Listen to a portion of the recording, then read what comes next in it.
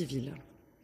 Chaque jour, ils sont des centaines à risquer la traversée. Ces dernières heures, plus de 1000 migrants qui tentaient de rallier l'Europe ont trouvé refuge sur un bateau au large de la Libye. Un sauvetage d'une grande ampleur pour l'Aquarius, spécialisé dans ces opérations. Reportage sur le port de Salerne, près de Naples. François Baudonnet et Anto Filippi.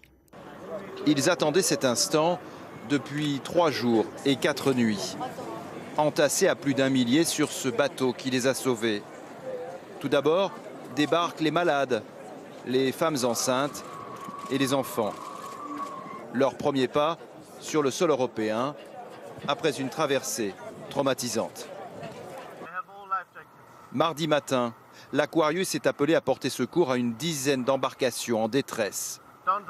Des canots bondés, prêts à chavirer. Le sauvetage est déjà périlleux quand des coups de feu retentissent soudain. Un bateau des gardes-côtes libyens lancé à grande vitesse tire au fusil mitrailleur. Ils ont venu dans notre bateau. Ils ont tiré?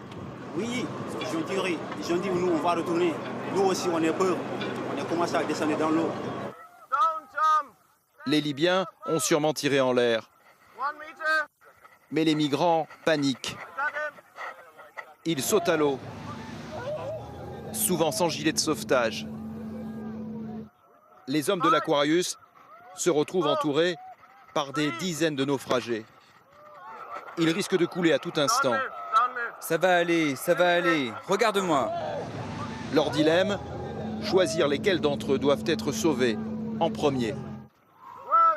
Donne-moi ta main, donne-moi ta main. Cette scène va durer 10 longues heures. Comme par miracle, tous les migrants sont sains et saufs.